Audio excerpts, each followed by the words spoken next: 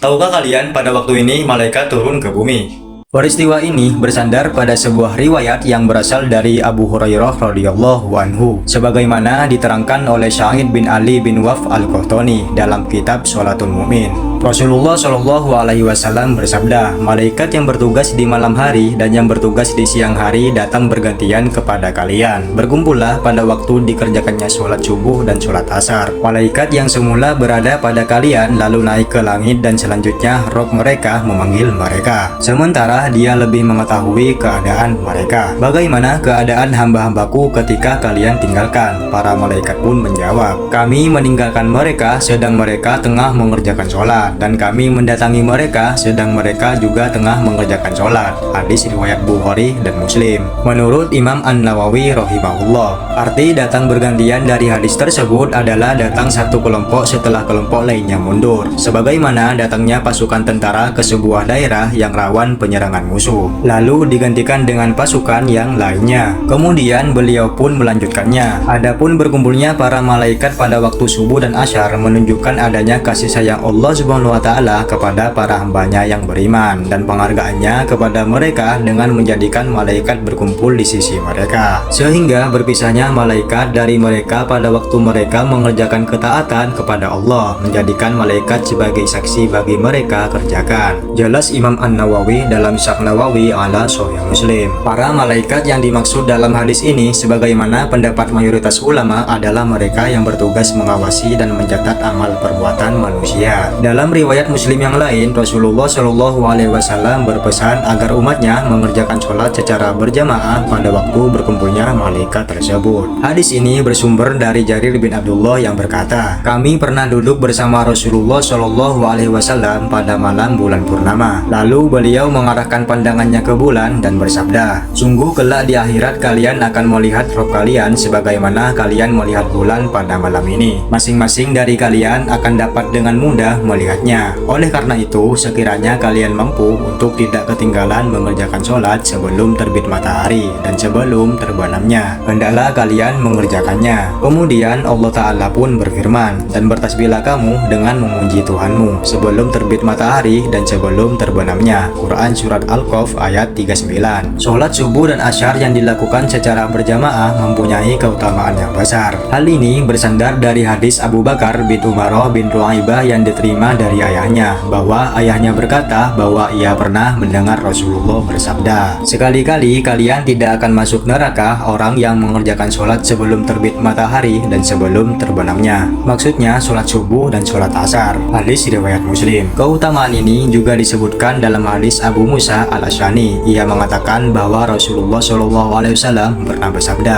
barang siapa mengerjakan sholat pada waktu dingin, ia akan masuk surga. Hadis riwayat Bukhari dan Muslim. Sementara itu, orang yang meninggalkan sholat asar akan mendapatkan peringatan keras, yakni dihapus amal kebaikannya. Disebutkan dalam Buraidah bahwasanya ia pernah berkata kepada para sahabatnya pada waktu siang hari yang mendung, segeralah kalian mengerjakan sholat asar, sebab Nabi Shallallahu Alaihi Wasallam pernah bersabda, barang siapa meninggalkan sholat asar maka hapuslah amal kebaikannya. Hadis riwayat Bukhari. Wallahu a'lam bishawab. Semoga video ini dapat menambahkan iman kita kepada Allah Ta'ala dan membuat kita lebih semangat lagi untuk beribadah kepada Allah Ta'ala.